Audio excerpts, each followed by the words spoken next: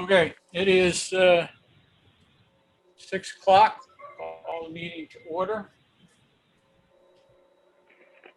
Entertain a motion to accept the minutes of the select board meeting of April 27th. So moved. So moved. Second. Moved and seconded. Is there any discussion over the minutes of that meeting? Hearing none. All those in favor signify by saying aye. Aye. Aye. Aye. Okay. Is there opposed? Okay, no abstentions. Next thing we have is additions and deletions. We do have 3 bids for the fire truck that we're selling. That's gone in under old business. We have a letter from Debbie Benoit, I think that's the name, or the way you pronounce the name, over a dog bite that happened in 2020. It's in the packets. There's some more information that we really need on that. I don't believe there's anything that we can deal with it tonight. Specifically, whether the dog was registered at the time. And the next thing we have is we did get a, this is under additions. We did get an email from the town clerk about 2 issues, one about trash bags and the other one about the benches on the common. And we'll put that in under new business. All right, so. Hi, Andy, how are you? Okay, so what we have tonight is, first thing under members of public is the renamed Negro Brook Alliance, and is here to request support for the name change of the brook. I don't think there's any opposition to an actual change in the name. It's the name that seems to be the hang-up at this point. We have with us, first of all, Dr. Guyette, who is a historian that has done some research on it. Charlie is here from the Historical Society. The information that I have is that this particular issue was brought up in at least 3 different board meetings spanning 3 different chairs. And at best I can tell from the information that the boards left this as a Historical Society issue because they were already in the middle of the process for change. Charlie, did I get that as far as a summary right?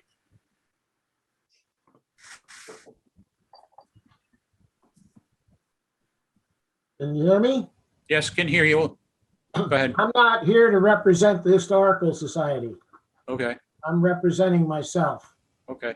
Well, you know more about the actual issue here in town from both the historical perspective and your research. My summary of it is that accurate? What's your summary?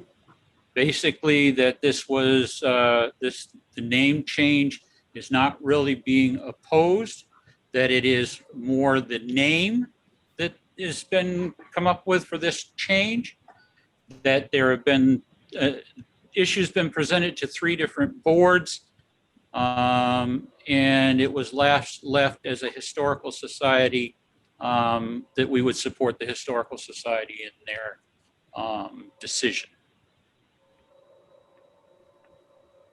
Okay, Okay, so that's accurate? yes. Okay. So, first of all, we'll probably have a vote later on to change the name.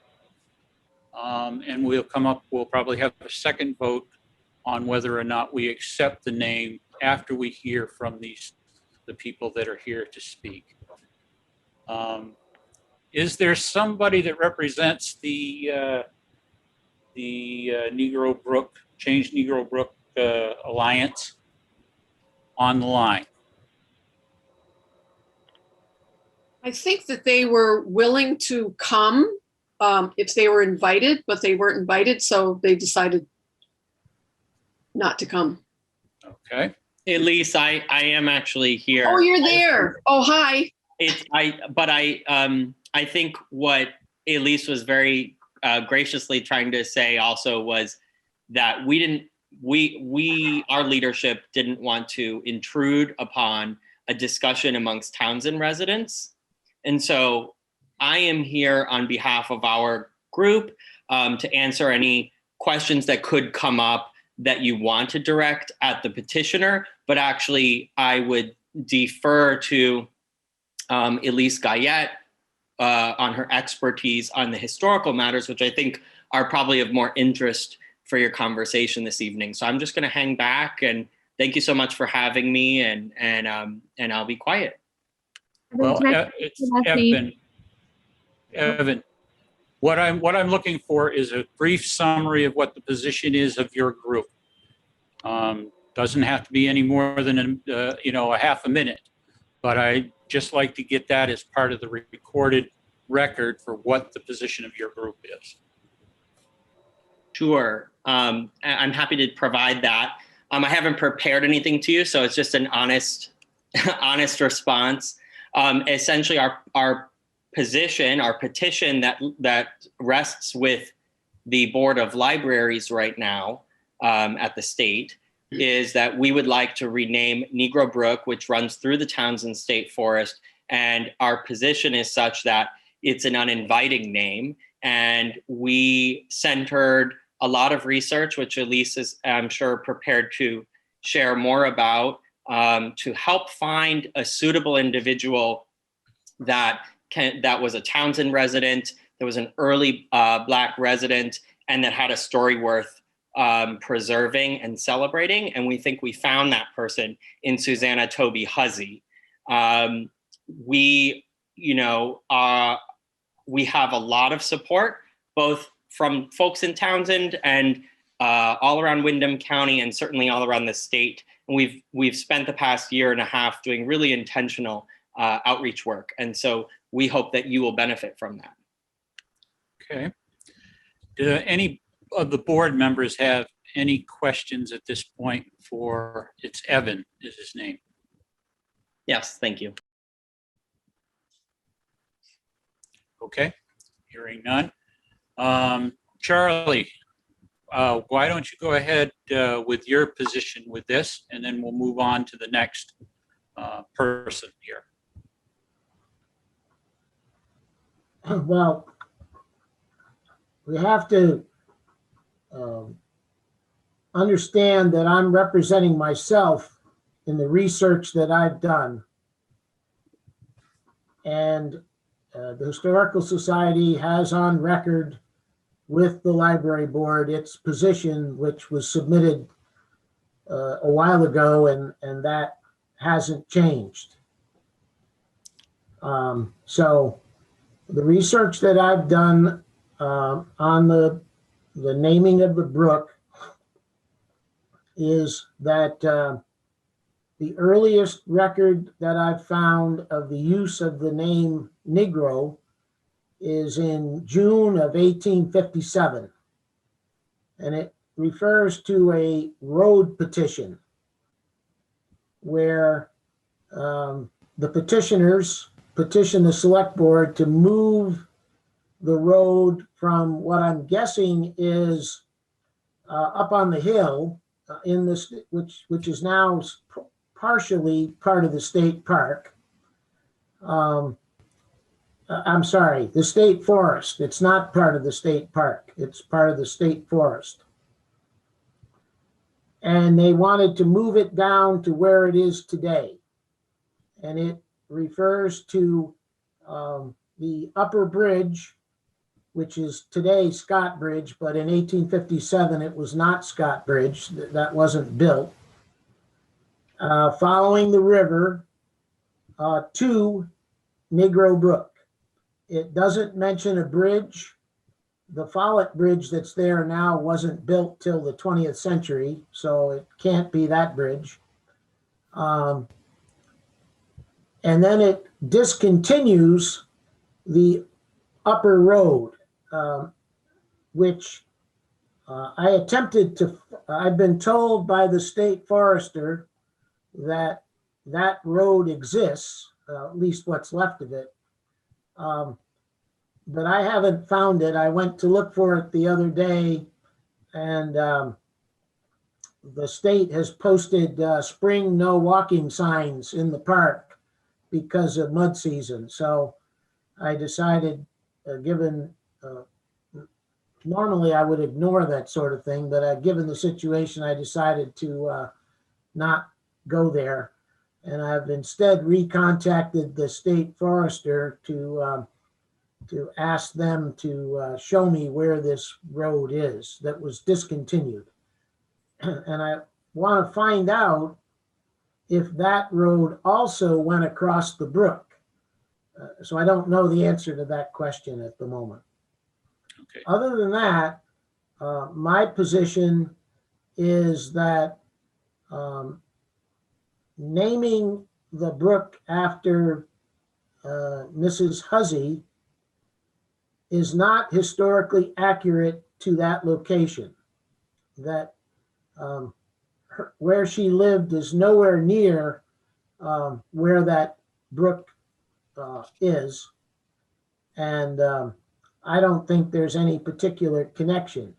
So I haven't objected to a name change, but I did tell the library board in the letter that I wrote them that if I could tie the brook to a specific family name connected to the brook with a reason for why it was referred to as Negro Brook, then I would start another petition to change the name to be historically accurate. So my position is I don't object to a name change, but I'm not supporting this petition because it's not historically accurate to that brook. Okay. Or that location. Okay. Does anybody have any questions for Charlie before I move on to the next person? I think Stephanie has a question. Stephanie Amiot. She's in the right corner of my screen. It's not a question for Charlie. It's more a little bit about the process, a comment about the process that might be clarifying. So I'll speak whenever you say. Yep. Okay. Okay. So I just wanted to clarify. No, hold on. I want to make sure that okay. the board gets a chance to ask Charlie any questions about what his position is as a citizen of the town of Townsend. Do any of the board members have any questions for Charlie? The name that you had suggested is Freedom Brook, right? No, that's No? not correct. What is it? We suggested no name change. Oh, okay. We suggested that whatever change, you mean me or the Historical Society? Well, I don't know. We've crossed this path like 6 times, so I thought at one point we had given something came around about Freedom Brook. There was, but that was dropped, so forget it. That's All right. not in the picture anymore. Any other questions for Charlie? Okay. Well, Charlie, if you can hang on, we may need your perspective further on. And my question for you is, when does the Historical Society meet next? Next Monday, Next Monday. Okay. 4:30 at Robert DeGrenier's glass studio. Okay. Outside, hopefully, if it's wind's not blowing 100 miles an hour. Yeah, okay. All right. Let's move on to Stephanie. How do you pronounce your last name, Stephanie? Cameo. Okay. And do you represent any organization? I don't represent any organization. I have been involved in this conversation for All a right. little while though. Are you and a Townsend resident? I'm a West Townsend resident, officially living in Jamaica. I do own property in Townsend, but my home is in Jamaica. So I'm right. I only ask these questions because I want it on the record that everybody got a voice in what we have to consider. So go ahead with what you wanted to say. No problem. I wanted to clarify because I wasn't sure it was clear that the Board of Libraries makes the decision about the name change. They are having a hearing a second hearing on this question in June. There was one hearing in December. Now we're having a second one in June. And the request that, as far as I understand, that was made to this board was to, what we were hoping was that the board might be willing to vote to write a letter of support to the name change to Susanna Toby, which would then be given to the Board of Libraries that could help them make their decision. So it's not that this board has to decide, or that the Townsend Historical Society has to decide, but we want to add to our presentation for the Vermont Board of Libraries. It would be really great. It would be really helpful to have this Townsend Select Board vote to support a letter in support of the name change. So that's the first thing that I wanted to mention, just so people kind of understand how it's working. And then the other piece was just, I actually did have a question for Charlie, and I know that you've taken Freedom Brook off the table, and that's great. I'm happy about that. But that one, when it was proposed, was not historically accurate either. So I'm just wondering if how high a priority historical accuracy is in your feelings about the change. Say that. What's your question? I'm not discussing the Freedom Brook issue. That's dead. Okay, I was just really asking about how high a priority historical accuracy is in the feelings of the. In my opinion, as a 36-year history teacher in Townsend, there had to be a reason this had a name. And I've been trying to research that reason using the town records, which include road records, selectmen's records, and land records, all of which go back in Townsend to 1791 or 2. And they're relatively complete, as far as I know. And so I've been recently going page by page in the town, what they call the town records, which are really the selectmen's records, like these are today. Selectmen's meeting, not the selectmen's meetings, the town meetings, anything that was official, the town had to deal with. And I finished volume 5, which goes back to 1844. And I found no further references to the brook. However, that road that was discontinued had to at some point be established with a petition. And that's basically what I'm looking for, is that description to see what it says. I see. Okay, thank you. So that's what I've been doing. Okay. All right, we'll move on to Dr. Guyette. Doctor, I very much appreciated you putting together all the information that I asked for. Honestly, I didn't really expect I was going to get the volume that I did, but I very much appreciate it. And for the other board members, I had asked Dr. Guyette to provide me with the raw data that she used to come to her conclusions.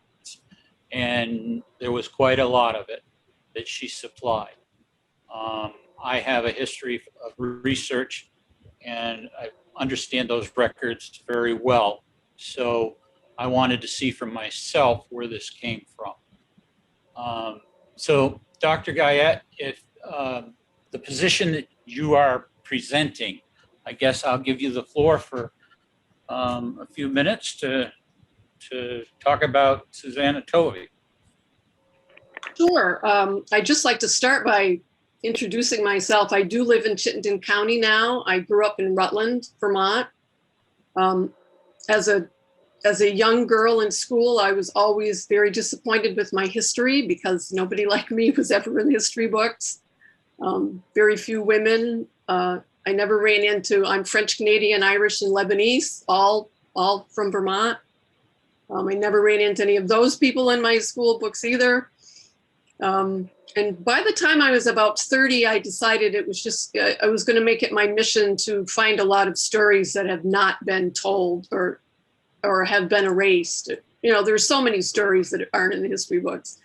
So I've been researching for the last decades, various ethnic groups in Vermont. And I've written about migration to Vermont, various ethnic groups. And then at some point I realized that no one had ever written anything about Blacks in Vermont. So I, for the past couple of decades, I've been unearthing a lot of Black history in Vermont. So when I heard about this project to rename this brook, I thought it was just wonderful, and that I probably had more data on Blacks in Vermont than anyone else in the state. So I thought, well, I can contribute to this conversation. And I looked in a database that I created some time ago and just looked for names in the Townsend area. To me and to a lot of people, if you're going to rename something called Negro Brook, you rename it after a person of color, or you lose that geographic marker. You know, it's a wonderful geographic marker. So I found a number of names. I didn't find anybody who lived in the area as long as Susanna Toby Huzzy did.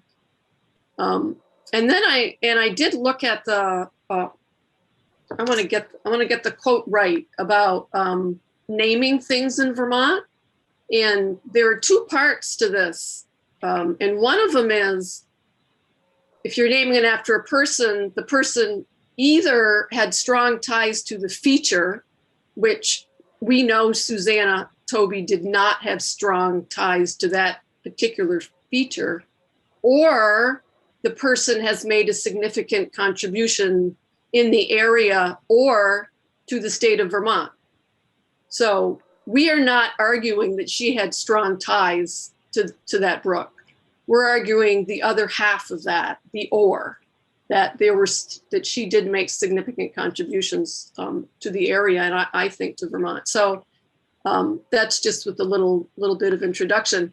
And I certainly want to commend Charlie for all the work that he's done. I mean, you've been researching this for how many years, Charlie? A long time, right? Well, I haven't researched it in earnest since I received a request through the Historical Society from Evan asking how the brook got its name. Ah. So that was when this process began. But this issue had come up. I've been a guest speaker at the Townsend State Park for many years, not in the last couple because they seem to change rangers every 10 minutes. So, but when they had consistent rangers that appeared year in and year out, I would go and present history programs to the visitors to the park. And over that period of time, this question of the naming of the brook had come up many times. And I think if you ask the state park people, they want to see this name go away because they're tired of trying to answer the question when they don't have the information. So I did some summary research just to try to figure it out, quickly, and I couldn't do that. And this last couple of years since Evan made the request, I've spent hours in the town clerk's office looking through the records because I want to find the answer, and there has to be a reason. Sure. This wasn't just pulled out of the air and let's call it this, but I can't come up with that. Right, exactly. There was a reason, and there was a presence of Black people in the town, obviously. And I know that you've been doing a lot of very careful research. And I think that it's time to find a name. if you haven't been able to find why that was named, what it was named, in all of these years, I don't know if it's findable. Would be wonderful if it was findable. I haven't been able to find it. You haven't been able to find it. So just as an offering of a name, I researched Susanna, because she lived in the town much longer than her husband did. And she lived in the town much longer than any other people of color that I found. And I think her story is wonderful. It's really significant. Her husband, James, was enslaved by one of the proprietors of Townsend when they were in Massachusetts. And he had James fight as a substitute for two of his sons in the Revolutionary War. He was older at that point. I think he was in his early 40s, maybe. And then after the war, they came to Townsend. I'm not sure exactly where they lived early on. Having been enslaved by Colonel Hazelton, not exactly sure where they would have lived. But he certainly, probably by the end of the war, had earned his freedom because of his fighting in the war. He fought for the entire war under his master's sons' names and then under his own name.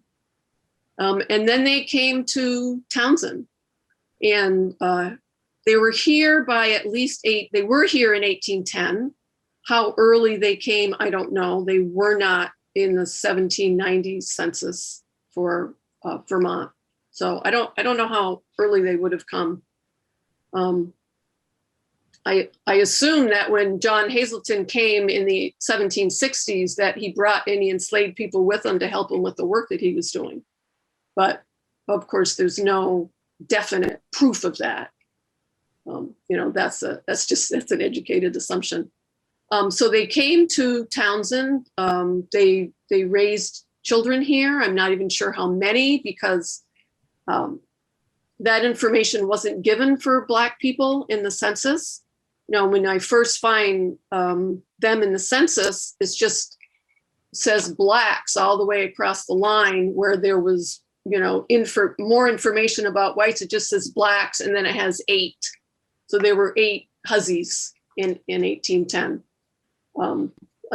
Assuming Susanna, James, and some children. So she raised children in town. She was a Revolutionary War wife. That's a very significant niche in any community. The women are left behind, and the women are keeping the communities together.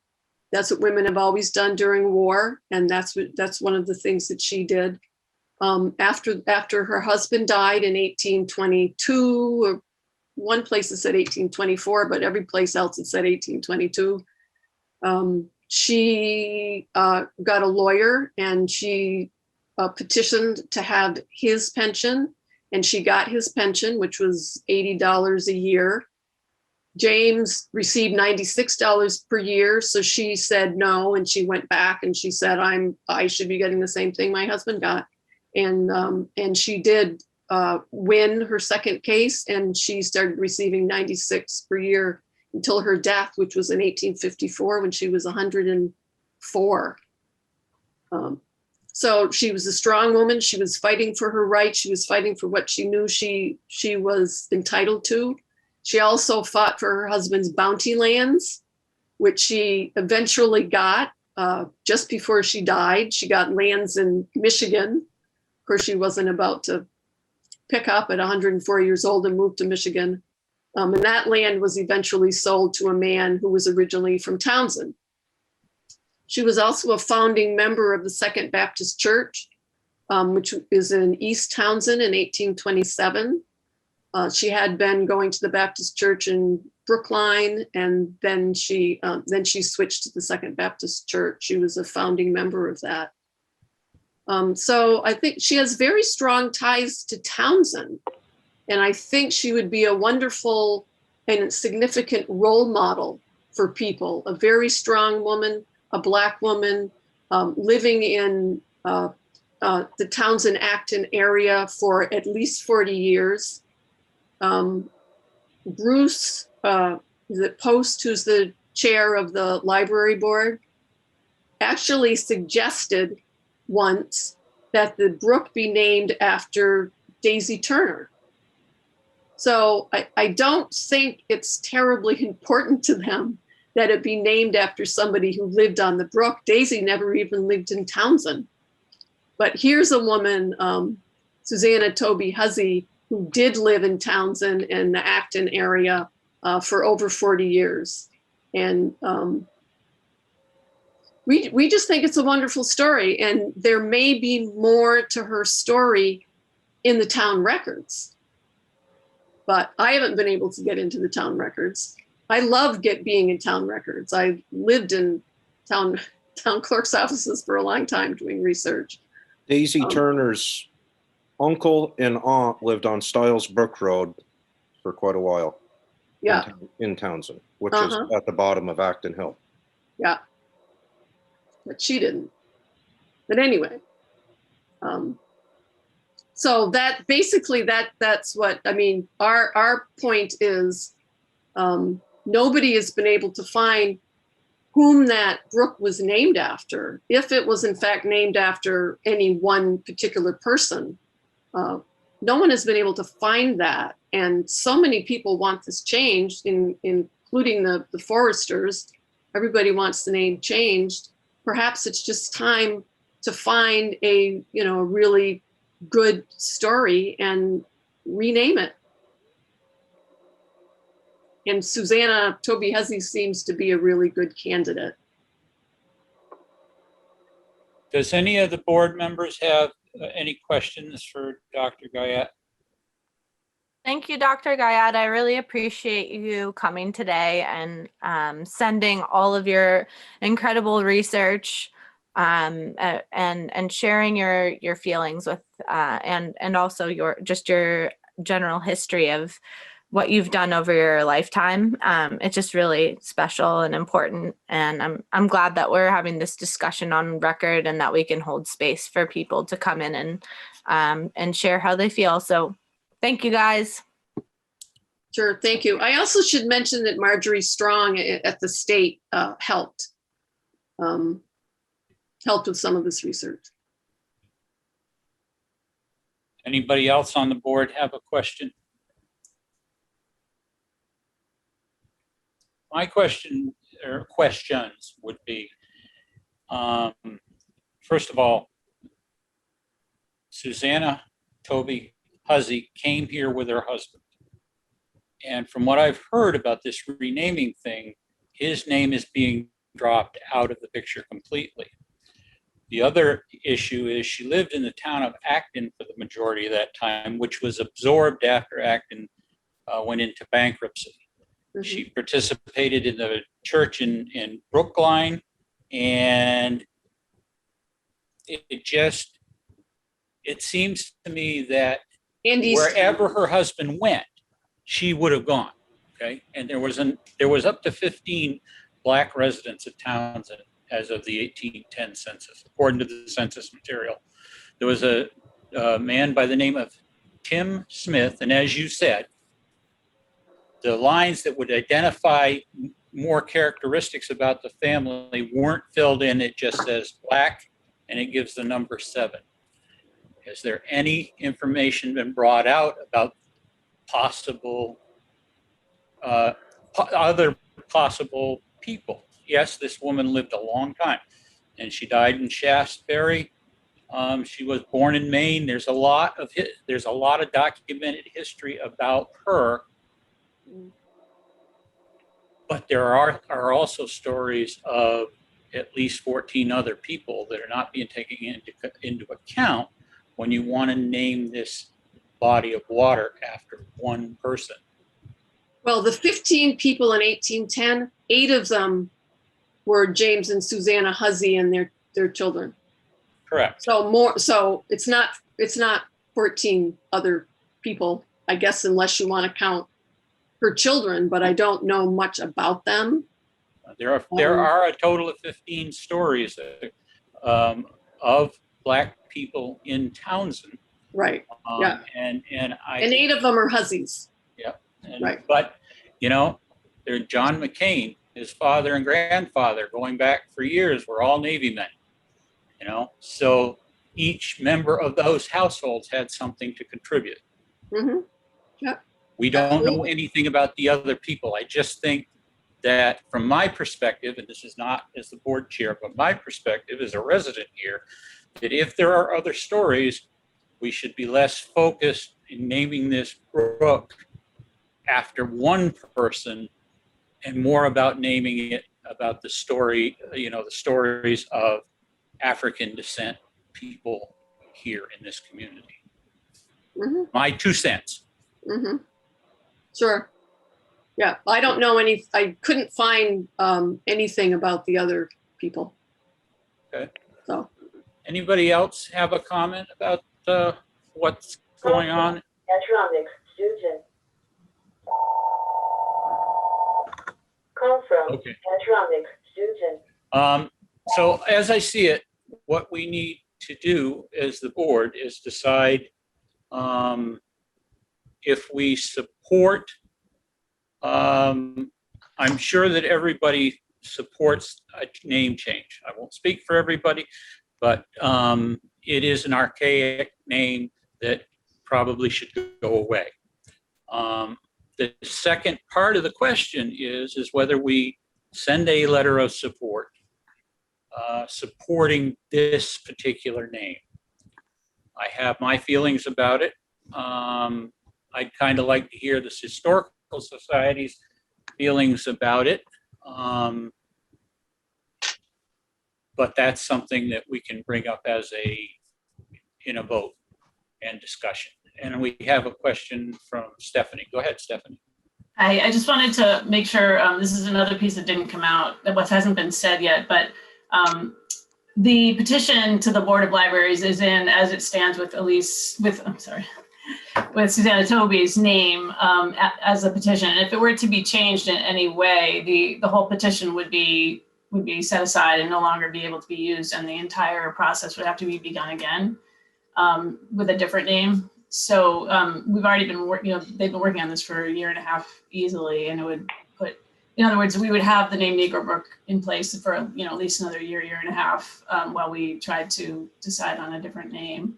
So I just think that's important context for people to know when they're making a decision.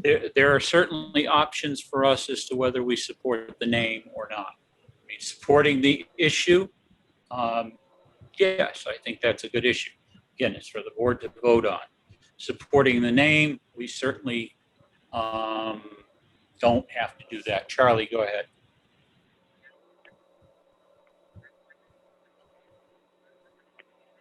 Charlie, you're on mute. Yeah, I had to figure out how to unmute it. Logical wonder here.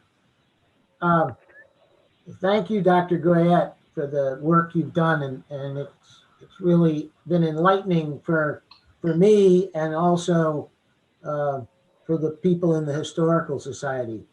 I will put this on the agenda for Monday's meeting as to whether they want to change what they've already voted on. But one of the things I've heard Dr. Goyette say several times is Susanna Toby Huzzy. And my understanding is the petition is Susanna Toby. And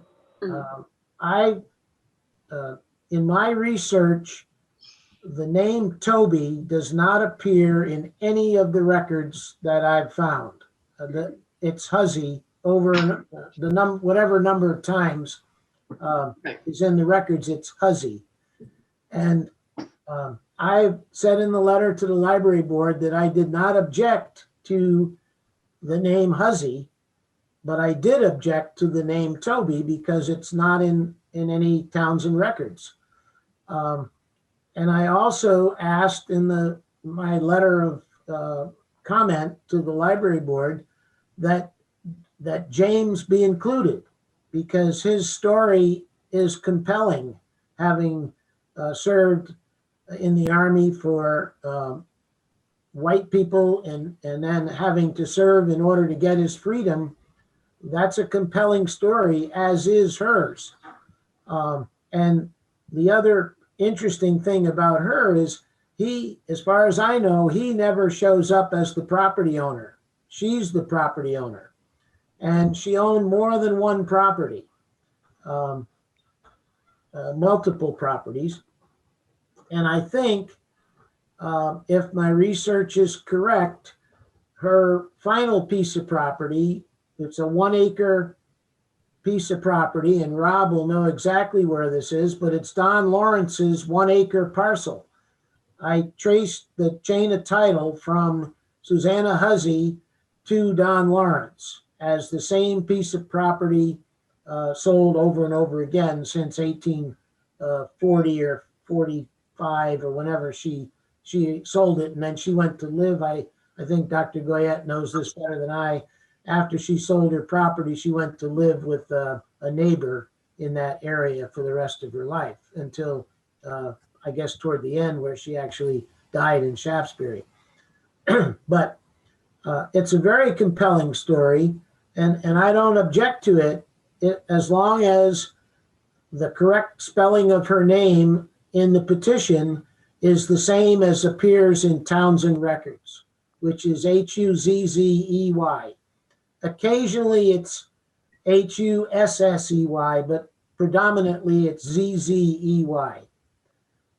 Right. There really is no correct spelling, correct being, 19th century.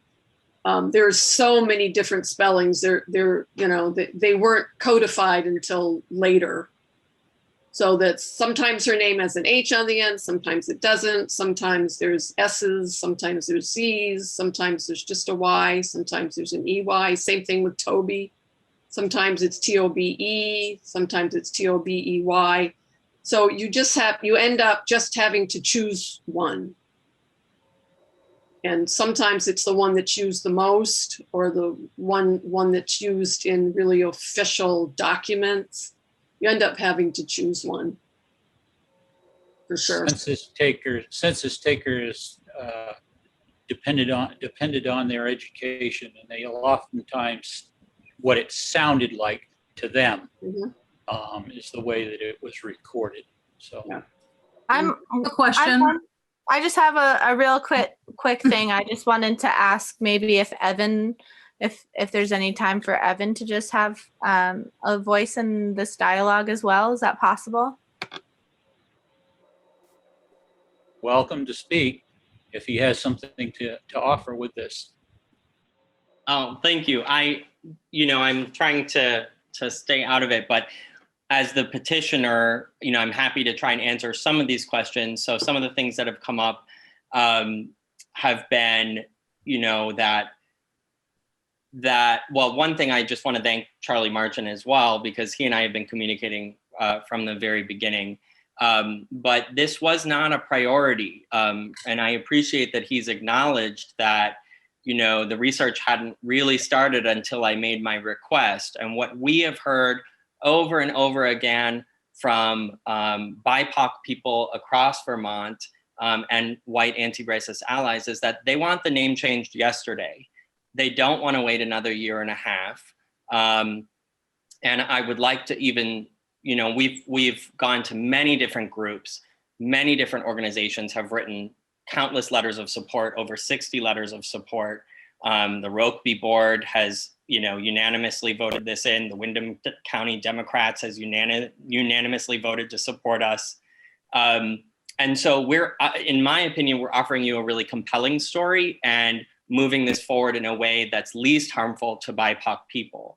We recently held a community meeting where we invited, everybody who's been connected to us from the very beginning, which is well over 200 people across 7 of Vermont's 14 counties. And we invited folks, particularly Windham County folks, to come together for a facilitated conversation by Stefan Gillum from the Windham County NAACP. And we broke up into kind of affinity spaces, and one of them was a BIPOC affinity space.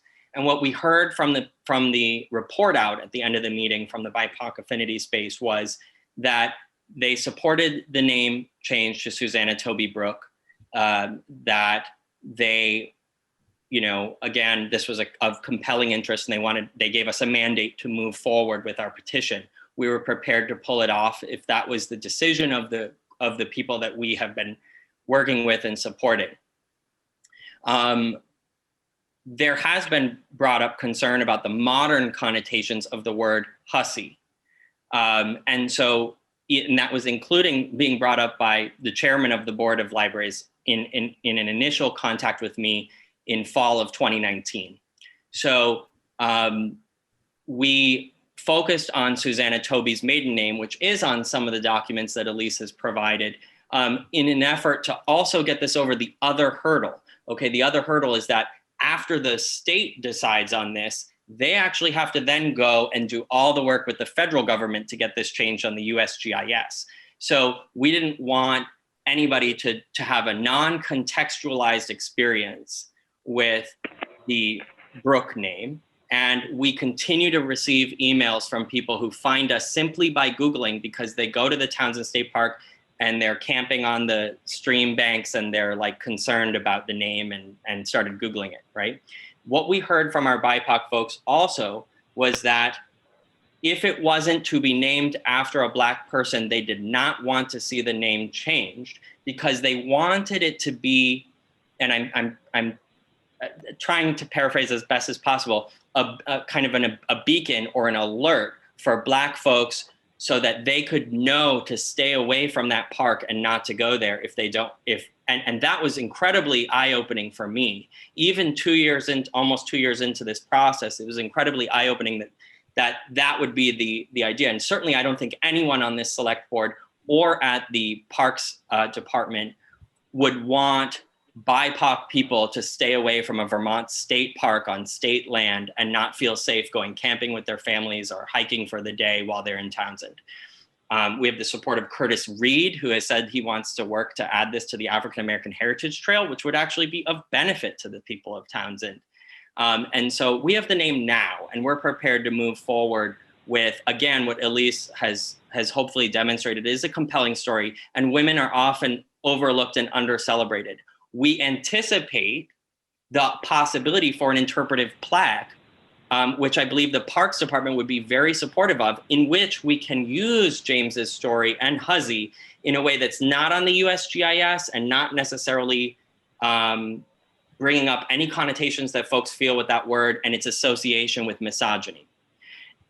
We also don't know, and this was also brought up by our BIPOC folks who reported back, we don't know what their original names were. Anybody who's watched, studied African American history or watched Dr. Henry Louis Gates Jr., knows that the names were given upon them by folks who enslaved them. And so whatever candidate you come up with, I don't know if you're going to come up with a better candidate, certainly not necessarily in Townsend. There were 15 people that were living there at the time, one of which was a family of folks we don't have the name for. And the other was the Street family, which we thought Street Brook didn't really make sense. And so we thought, well, let's look at the other candidate. And sure enough, she had an amazing and compelling story. Additionally, we have the support of the LNU, which was really important for us as well. So we did go back to the Vermont Commission on Native American Affairs.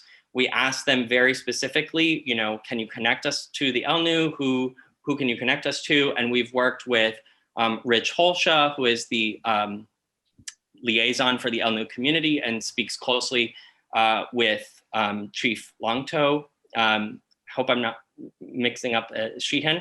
So, and what they have not only support what we're doing, and I do have a written statement, which I have provided and can provide, I'll be providing to the state, but they also have said that they would not oppose the name and that there is no Abenaki history for that particular brook. So we have done an immense amount of community outreach, both in Windham County, even from afar and across. And we believe the time is now to move forward with this opportunity now. There had been no movement on this issue. And for we heard from many Black folks was that this was important to them. And while other things were of importance to the Historical Society, particularly restoring the stone bridges when I first contacted and raising money for that, which is very important, we pursued this because we thought, well, this is important to us. This is our fire, and we see this as a fire. So I'm very grateful for the opportunity to just sort of share that context. There is statewide support for Susanna Toby. Why not do it now? I don't think there's anything historically inaccurate about it. If anything, when I think what we're dancing around here was that the Historical Society voted on July 3rd of last year to pursue their own petition to rename the brook Freedom Brook.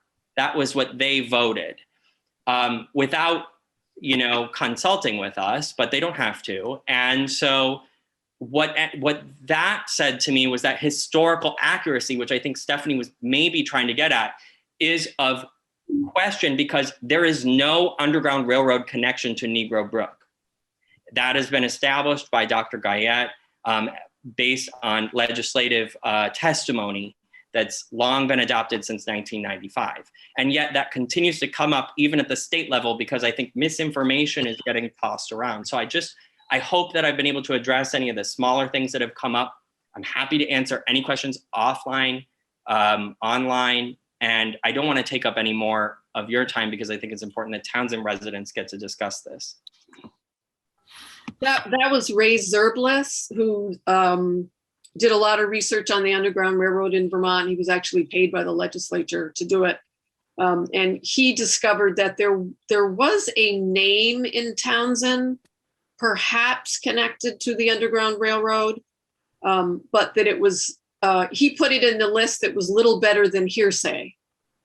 So there was just no data about that piece for Townsend. Thanks for that correction. Yeah. And another thing that has been discussed is about naming the brook after James, is that if it's named after James, we all know this, Susanna disappears. Nobody's going to say, oh, what about his wife? Have you ever heard anybody ask that? But if it's named after Susanna, people will say, oh, well, what about her husband? I think that's one of the reasons that we thought, other than that she lived there the longest and she was involved in town institutions much longer than her husband, was that, it's time. It's time to bring women forward. And I asked a lot of people, I asked historian listservs, do you know anything what's named after Black people in the state of Vermont? And people came up with very, very few places. Of course, the Turners, and then there were places like rooms in libraries or theaters or that sort of thing. Just didn't find any, geographical designations. Even though all over the state, there are places called Negro Brook, Negro Hill, and also, the worst name of, N Hills and N roads and, all over the state. So obviously there's quite a history of the people of color. It's just that we don't know it. And this is a wonderful opportunity, to get started naming something on the geography after somebody who is obviously a very interesting person. Okay, what we'll do is there any board member that has a question based on what you've heard? I have a question. Is there a plan to have an information placard at the site of the brook? So I don't want to answer that unequivocally. We believe that we have the support to get that done. Additionally, I would invite the people of Townsend and this select board to rename the bridge after him, because that is within your purview. So there is a stone bridge that goes right over the brook. And because that is not a USGIS point, state owned and operated, you could rename that the James Huzzy Bridge. Are we renaming our town next after this? when we get done with the bridge and the brook and the roads and everything else, let's work on the brook first. Sure, I only offered the bridge is actually called Negro Brook Bridge, and that's why It's called Follett Bridge. Well, if you Google it, you will find it called Negro Brook Bridge. Okay, so I probably won't Google it. in this particular case, we can go around with this all night long. We have two issues to bring forward. Does the select board support a name change? That's it. That would be a motion. Does anybody want to make that motion? I would like to make a motion to approve the renaming of Negro Brook Bridge in Townsend, Vermont, to be handed to the libraries and committee is involved in the renaming process. Okay, that wasn't the question.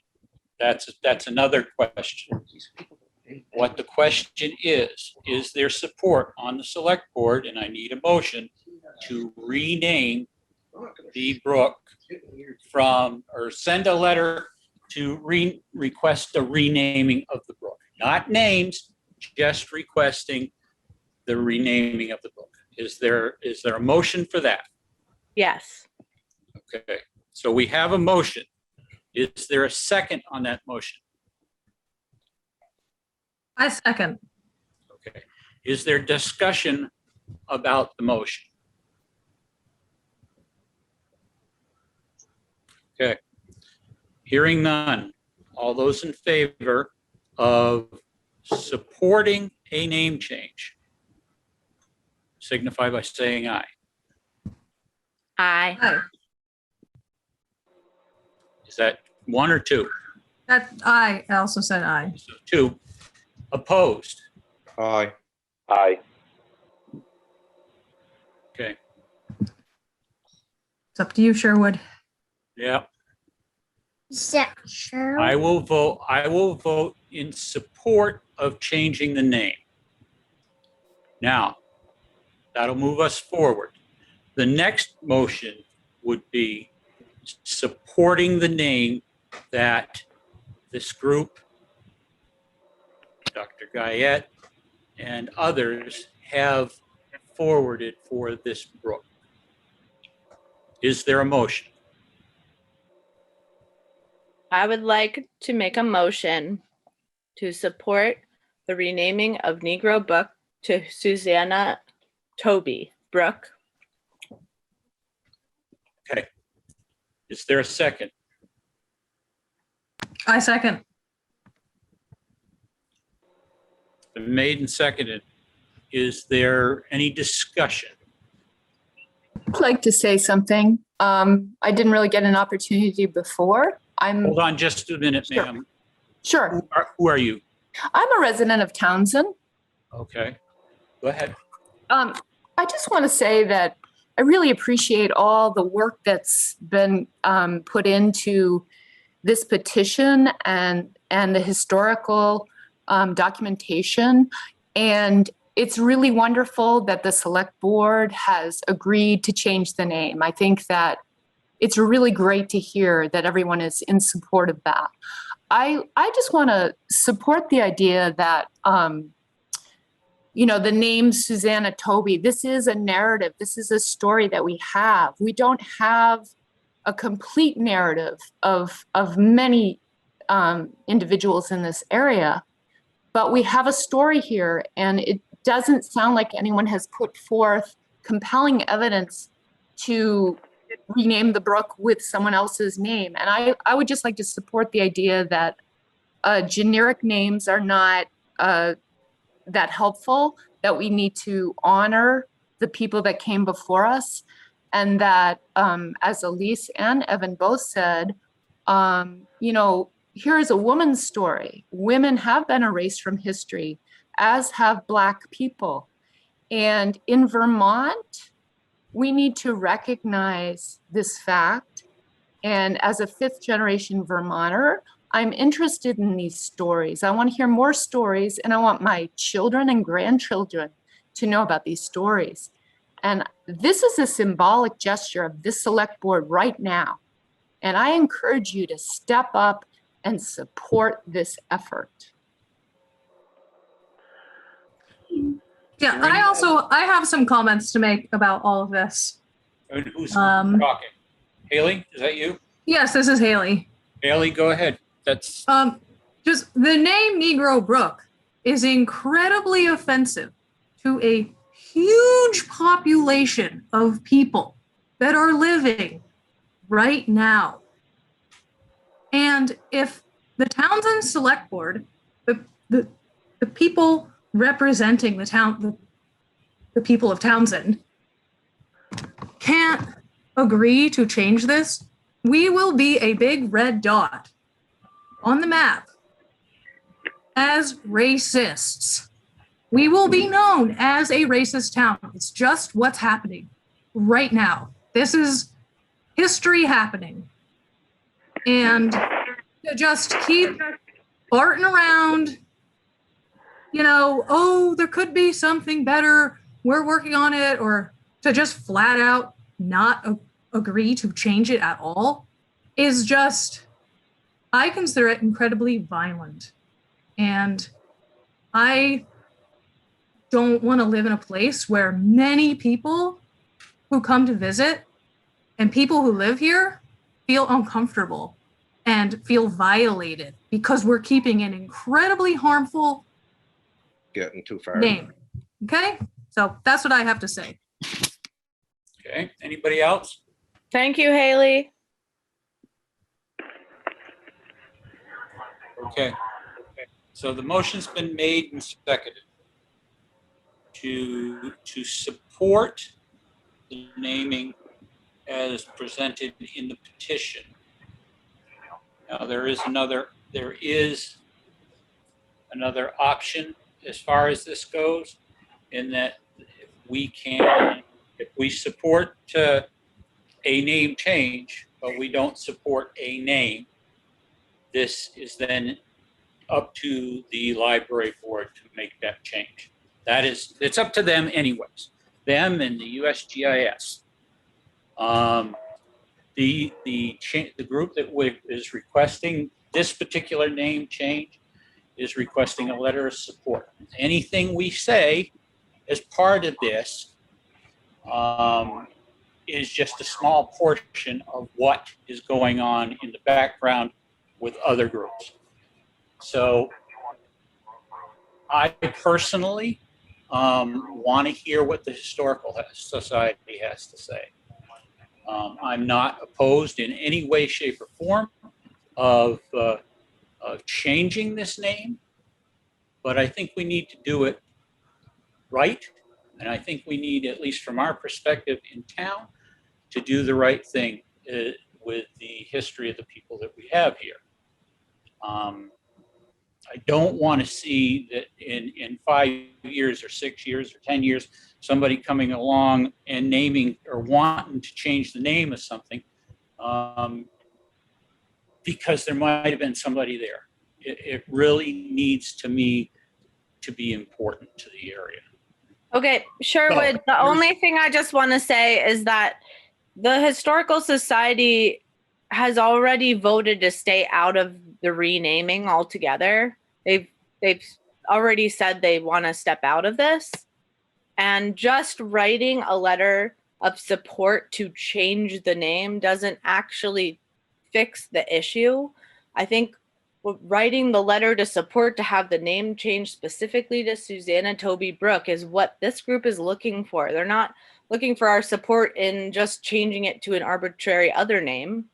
We're very specific. This has been a very detailed, very intentional discussion. And this is what they're asking, is for our support. That's why the motion's on the floor, just to be clear. And that, I'm not saying anything different other than that this should be accurate. So we're not looking at this in a couple of more years for something else. And our position is important in finding out what the Historical Society has decided, because this board, not this specific board, but the select board in the past has said to the Historical Society, we defer to you to come up with the answer. Now, do you want to change that and just move forward with this? Or, I mean, there's a lot of options on the Yes. table. Yes, we want change right now. Yes. Okay, so that tells me that there is a call for a vote on Can supporting is the this- name. Go Sorry, ahead. is discussion closed?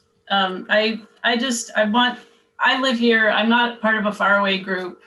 My children are African American. They go to schools in the area, or did when my daughter's is in college now. But it's important to people who live here now, people of color who are going to be harmed if we leave this name, and making a decision to simply say we support a name change, but we don't support this particular one, could well leave this name, this offensive, harmful name, in place for who knows how many more years. And this is a moment where, you have no idea that there could be another name found. That could never happen. We could never find another person in Townsend who has a stronger connection, a person of color who has a stronger connection with that brook. Here we have a chance with a very historically, important story, everything, there's no reason not to support it. And we can make this change that can help people feel comfortable, feel safe, our people who live here in this community. I really implore you to reconsider pushing for the Historical Society to make a decision they've already decided they don't want to be part of making. They have stepped out. Sorry, but it's really upsetting to hear. Charlie, go ahead. I want to point out that the only person that I know of that's done any research in Townsend, and I could be wrong, but I've been in the town clerk's office an awful lot in the past year and a half. And I think I'm the only person that's done primary source research in the town of Townsend on this matter. And I'm going to tell you right now, I'm tired of it. It's taken a lot of time, and my interests, particularly in weather like we've been having, is in preservation of cemeteries. That's what I do, and that's what I spend a lot of time at. And I don't intend to continue this research just on and on, because to be quite honest with you, no one's paying me to do this. This is just done because I wanted to try to find the answer, and I haven't, and that's okay. I can move on. That's why I've said many times, if this petition included the word hussy, not hussy, but hussy, as I've found in the records, that name over and over again, I don't have an objection to it at all. But I'm not going to do the continued research to find the origin of the name unless I happen to get lucky. And I can tell you that I have been exploring many other options in primary research, but they're through other people, researchers like Dr. Goyette. And there's no answer there. So move on. I got other things to do with my time than keep working on this. As I've said, I will ask the board to, the Historical Society board, I'll put it on as, it's technically old business. I'll put it on as old business and ask them if they want to change what they've sent already to the State Library Board, which is to not object to a name change. So, Charlie, what's the chance that it will change anything by doing that? well, I think the only thing they're asking us to do is support the petition name as presented. And the Historical Society has already indicated they would not support that because it's not accurate to the town records. But I can ask them to reconsider. But I think that based on the way I've read the statute, Sherwood, the library board is asking for the select board to weigh in on this and not technically pass it off to the Historical Society. Great. We have an obligation to have an opinion. Perfect. What a correct. great opportunity for us to vote on a wonderful name. Now's the time. There's no other answer. If there's not a savior coming, this is the time right now. So there is a, thank you, Ally, for saying that. This is the opportunity. There's no more research going to be done. Is there any other opinion by the other board members? I thought this on the web for, is there any other opinion by the other board? Could I just ask Apparently a Suri's question? weighing in. Okay, so Can I ask a question? who's Am I asking? allowed? Who's This is asking? Elise. This is Elise. Oh, Elise, go ahead. Am I allowed to ask a question? Yes, go ahead. Oh, good. No, I just, you said that you wanted to make sure this was done right and it was historically accurate. And I'm just curious if in the hundreds of pages that I sent you, if you found some historical accuracies. I'm not questioning. Inaccuracies. Did you find historical inaccuracies? I'd be very interested to hear about that if you did. My only point by that, Elise, was I want it done. If I'm going to sign off on it as the board chair, I want it done the right way. And if all avenues have been exhausted, I'm good with that. If these other people, if we come up with the name later on that says that there was somebody of African heritage that lived right on that corner where the brook and the road meets, then what do we do? When it's brought up again by a different group. So I want to see, and I'm glad the discussion is progressed the way it has, but I just want, from my perspective, to see it to be accurate. That's all. If there's I know the pitfalls of research that far back. There's a lot of history that's passed on by word of mouth and never written down. And that's not going to get us anywhere. The main goal right now is to get this vote of whether we accept changing this to this name. It's already been passed that we support a change. Okay. So the motion is on the floor. It has been made, seconded. There's been discussion.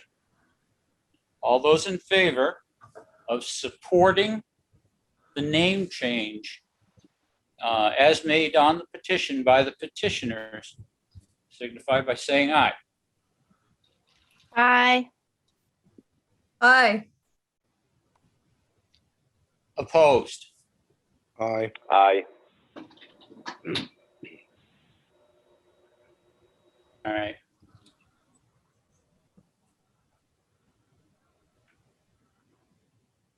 At this point in time, without any further information from the Historical Society that changes anything substantively, I'm going to vote aye with this in favor. So you have your letter.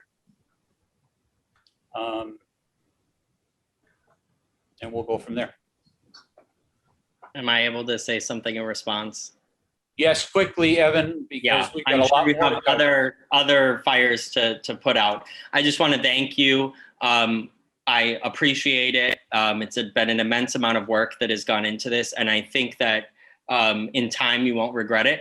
And I invite you, Sherwood, that if another group comes along and offers another person, that there is maybe something else to rename in your town in that individual's honor, and we can have more than one Black person be celebrated in every town's history. So thank you, everyone. And we will continue to move forward with our petition, but we appreciate your support, even though actually the legislative, the guide does not say that the select board has any additional say. We really wanted Townsend residents to be part of this. And that's why we've spent such a long time communicating with folks like Stephanie and many others out there for over a year and a half. So thank you, everyone. Yeah, thank you. Thank you, everyone. Take care now. Thank you. Let's move the meeting on. We have a lot to cover. Let's see here. Warrants. Make a Rob, motion go to pay ahead. the warrants, starting with number 1, payroll, in the amount of $11,134.16. Number 2, payroll tax, the amount of $4,535.38. Number 3, the general fund, the amount of $10,080.80. Number 4, the highway fund, the amount of $1,556.58. Number 5, the equipment, in the amount of $26,255.92, for a total of $53,562.84. Okay, we have a motion. Do we have a second? Second. Okay. Is there discussion? Okay, the only point I have to bring up about the warrants is that when the treasurer numbered them, she made a mistake and she did not put a number 5. She labeled it as number 6, but number 5 on the list is the same figure. All right, so we have a motion, seconded, discussion's ended. All those in favor of paying the warrants in the total of $53,562.84 signify by saying aye. Aye. Bye. Aye. Okay. Motion carried 5-0. Steve, go ahead with yours. Recently, VTrans announced that it was going to continue with the small structure grant program this year, which was postponed last year because of COVID. Grant was submitted for the culvert replacement on J Road. We found out yesterday that we were approved. We don't have dollar amounts yet because the hydraulic study has not been completed. Mark Pickering is working on getting that wrapped up as quickly as possible, so we know the dollar amounts that we're talking about. 3 culverts have been changed on Simpson Brook Road. We are currently ditching on Taft Road. Grading continues daily when it's not raining. And I'm guessing, Sherwood, that we will hold off on putting the park benches out until 4th of July. That sounds good. Thank you, Steve.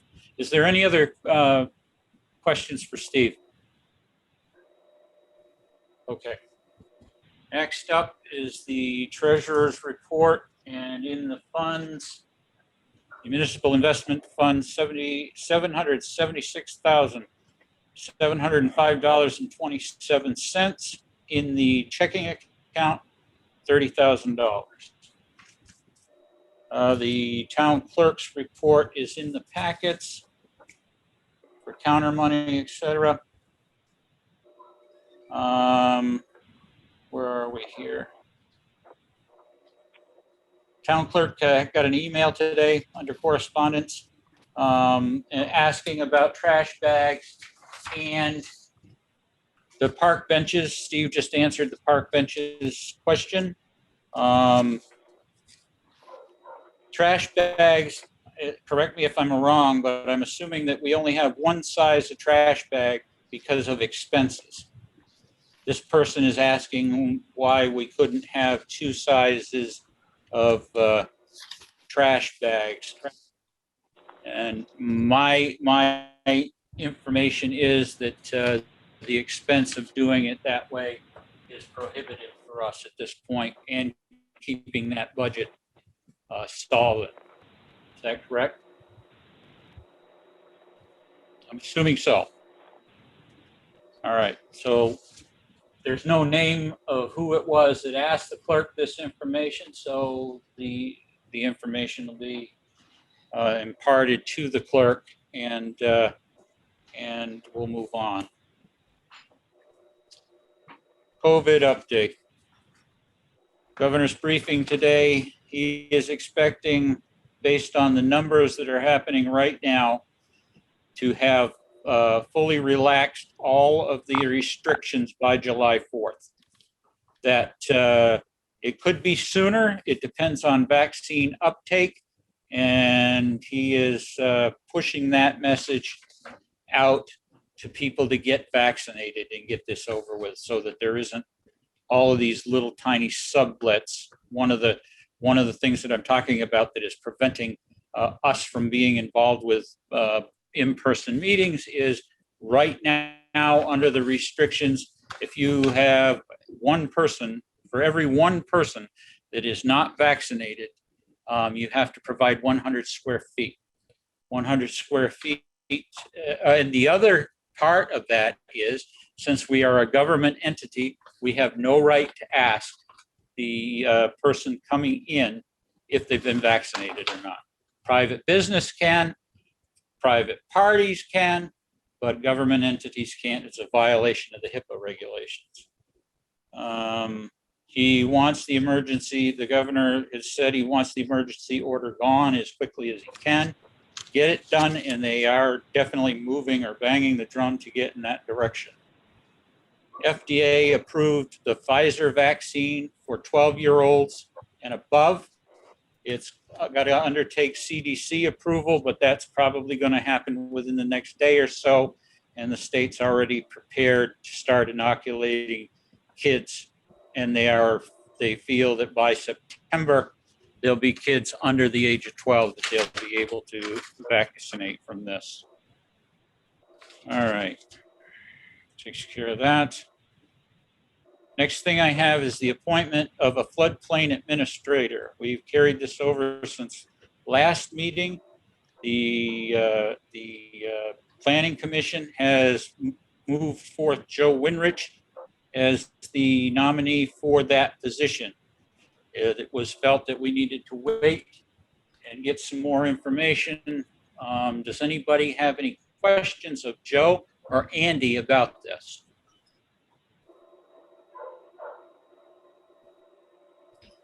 Okay, hearing none, I'd entertain a motion to appoint Joe Winrich as the Town of Townsend Floodplain Administrator.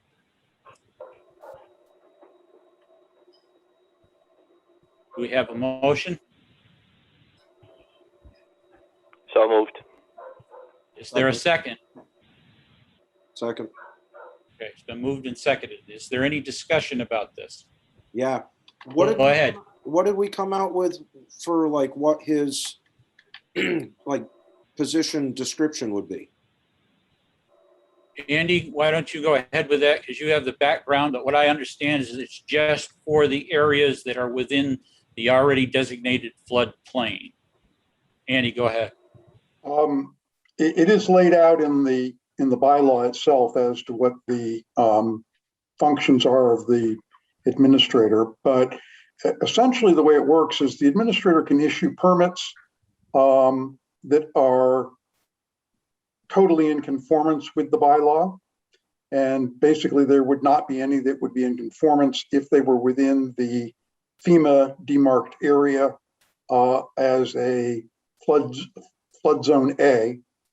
So the administrator could not issue a permit for anything that was in a flood zone. They could only issue a permit saying that something wasn't in a flood zone and hence automatically doesn't even require a permit. So without a permit, are you shut down if you wanted to do something? I mean, what's... If you want to build within the FEMA designated flood zone, it is required that you have a permit. But it says that you really can't do that by the language of the bylaw. And so it would have to go to any conditional permits, go to the Board of Adjustment to be issued. So the administrator can only issue permits that don't require any modification to the bylaw. And any conditional would go to the Board of Adjustment, and it has to go to the state. The Board of Adjustment has to send it up to the state to get an opinion. The state opinion is not binding on the Board of Adjustment, but it does have to be obtained. Now, another question I have about FEMA stuff is FEMA basically is a measurement off of the middle of the brook, isn't it? What their flood areas are. And a lot of times these areas, one side of the river will be topography higher than the other side. I mean, are we going to use that into account when giving out permits for stuff, or is this whatever FEMA's got written out that's set in gold and FEMA does a couple of different things. In the zones that are in Townsend, they are all labeled as flood hazard A is the zone, which means that they have not done any elevation surveys of where the base level flood. The base level flood is the height of the flood waters that you would expect to see in a 100-year flood. And they have not gone out and done the surveying work to mark those elevations. So you're absolutely correct that you could have a very high bank that was X feet from the center of the channel, but was well above the level of any expected 100-year flood. And that's where the Board of Adjustment would come in, and or the state recommendation would be that that's not a flood hazard. And hence would be, you could build there. So it's a clarification on, it ultimately leaves the town in control of those decisions, as opposed to if we didn't have such an issue in effect, the state would come in and tell us what we could and couldn't do. Is that accurate? No, I don't know that the state would come in and tell us what to do. The state, we are a Dillon state, so the state is all powerful. But in this particular case, the statute says that you have to send the request of the permit has to go to the state for review and comment. Their review and comments are not binding. They are informational only. If we were to discontinue, which the select board could discontinue the bylaw, then the issue that comes up then is that any resident of Townsend would not be eligible to get federal flood insurance, and the town would not likely receive any federal or state funds in the event of a flood emergency. Okay, are there any other questions?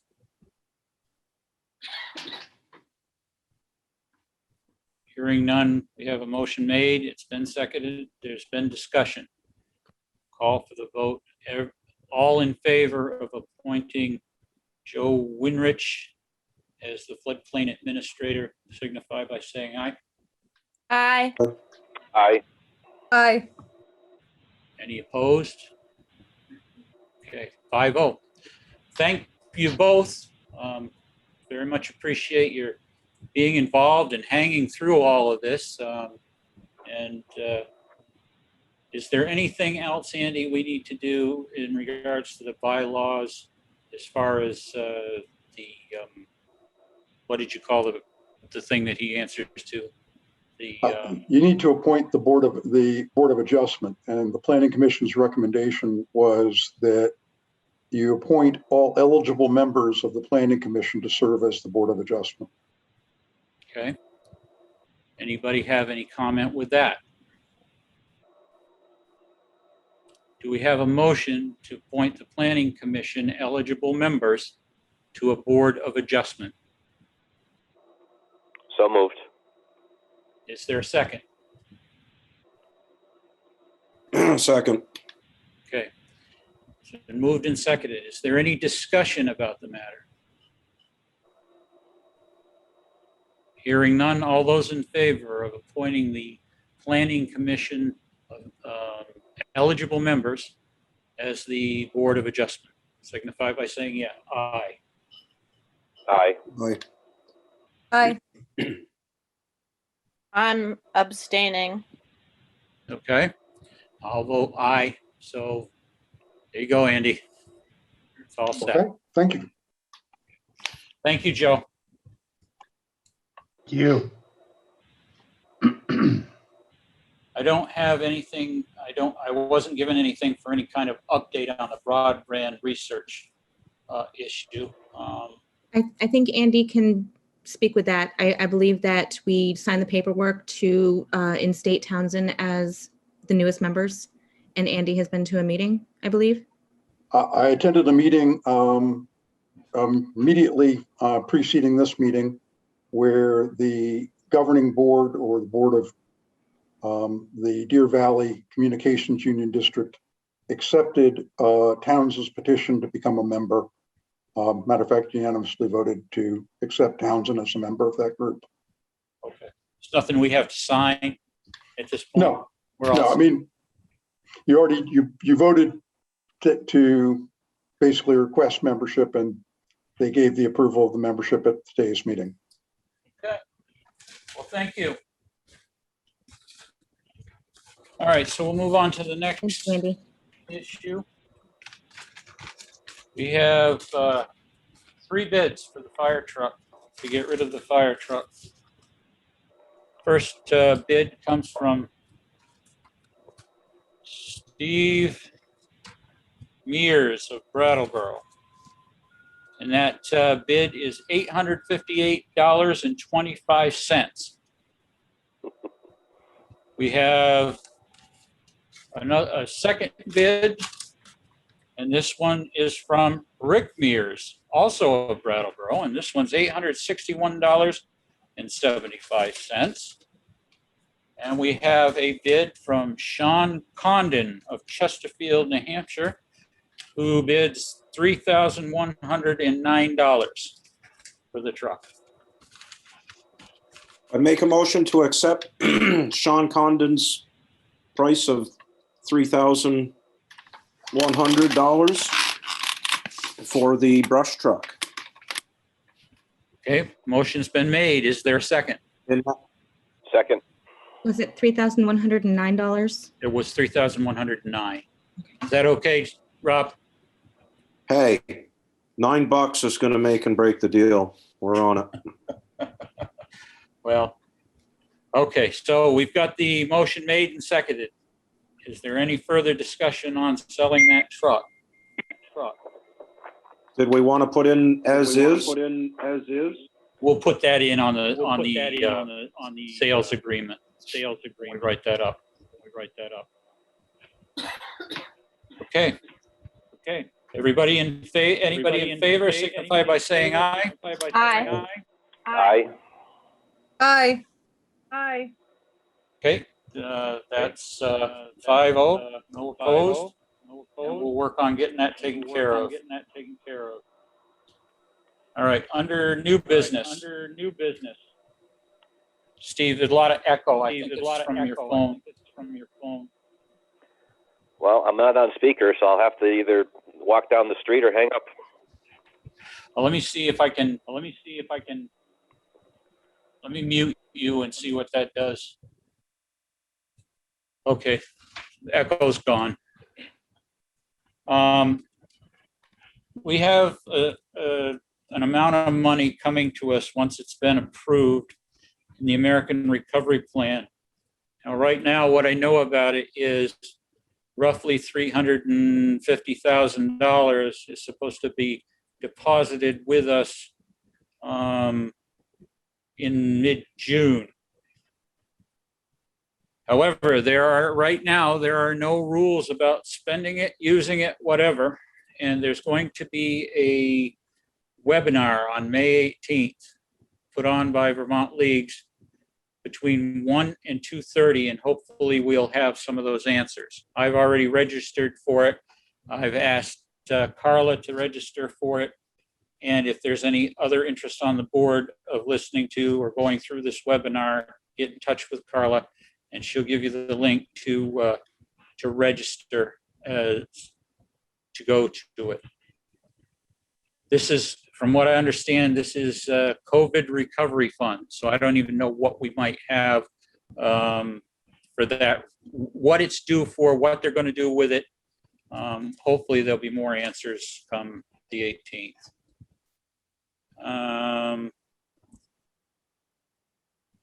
A couple of things here. There's a gentleman asking to use municipal building as once a week to tutor kids. I'm not sure why this is not taking place at the high school. The only answer that we can really give him is you have to wait and see what the governor does when he releases that type of thing to opening up a facility. And then we probably should bring it back and talk about what restrictions we want to place on this type of issue. There are also 2 requests, and they're in the packages, to rent the town common. And honestly, I don't see any reason based on the regulations that we can't approve this. One of them wants to do a, let's see, it's the after-school program, wants to do a 5K run starting at the Common. That's on, where is it? June 5th. It's outdoors. You can have up to 300 people in such an event. They have to abide by the 6-foot and masking rules if there's not adequate space. That one's being requested by Wyndham Central Supervisory Union, their after-school program. The second one needs to be defined a little bit. His name is Eddie Benoit. He says he represents a band, and one night a week, doesn't say when he wants to start. And he's talking about having police. I think it's police. It may not be the way it's written, but that one needs some follow-up. So I guess I would entertain a motion to accept the or to allow the Wyndham Central after-school program to have their 5K race beginning at the Common on June 5th.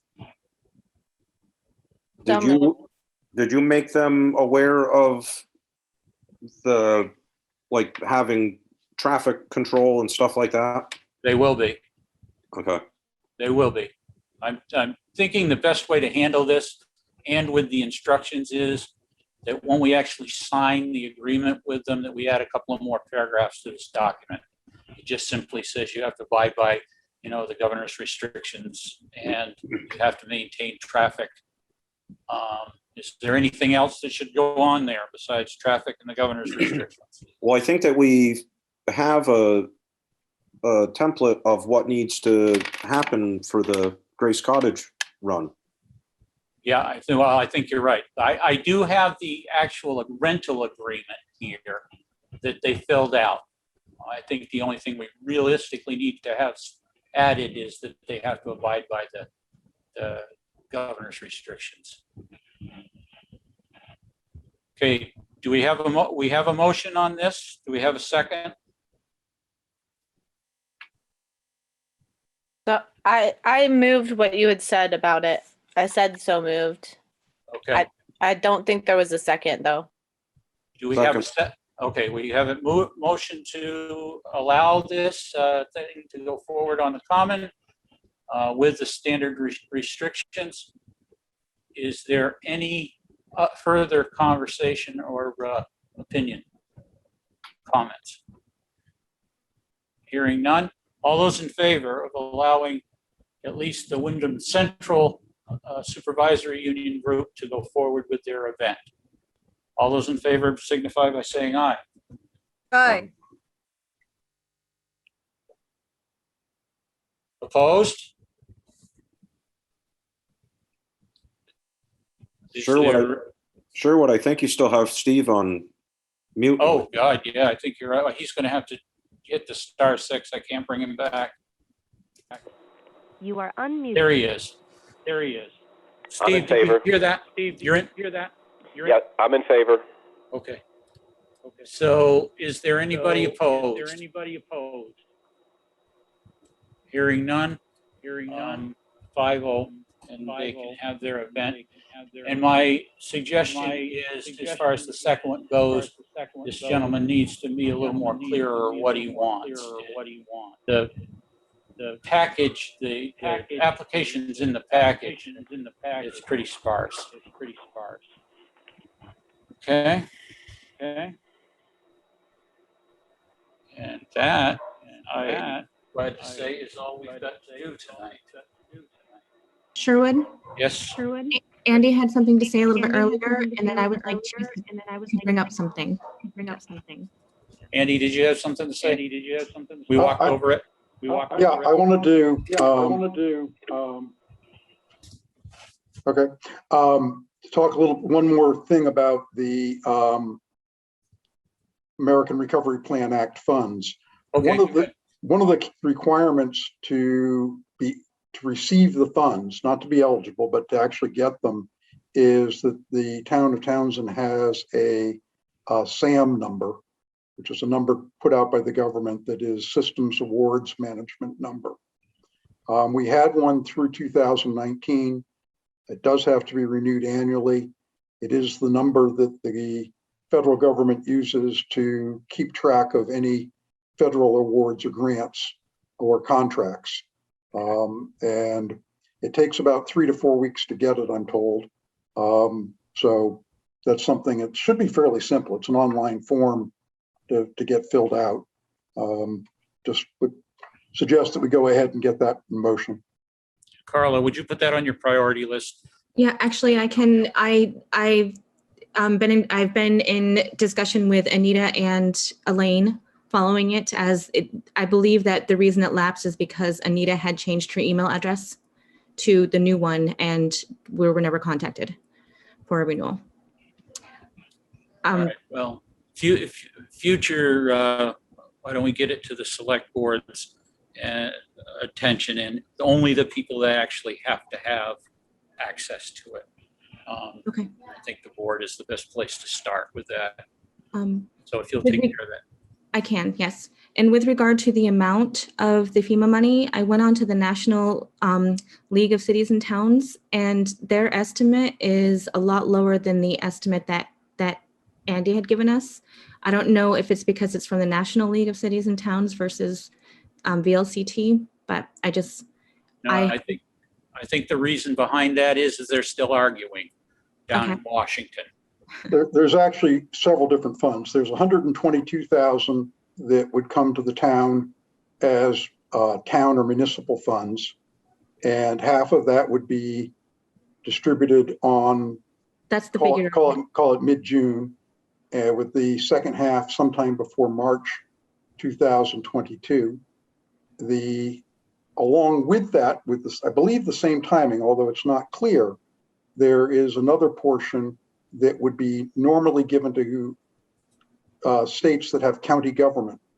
Given that Vermont does not have a form of county government, that would be distributed to the state to then go per population back to the town. And that is the balance of it. And it has been changing. Wyndham Regional has estimated it at $300 per person.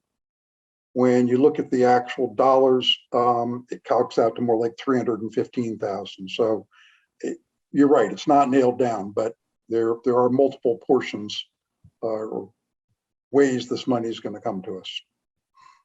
It's a good thing they're having a seminar. Yeah. Well, it's a good thing to start thinking about once we have the information as to what we can use it for, start getting some project lined up.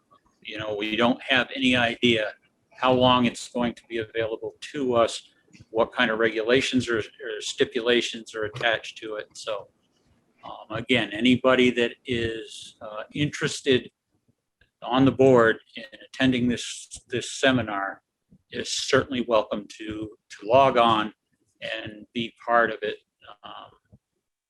My point of view is the more people we have listening, we'll all pick up something. Okay. We have, do we have anything else? Okay, our next meeting will be May 11th, 2021. Wait a minute. That's not right. May 25th.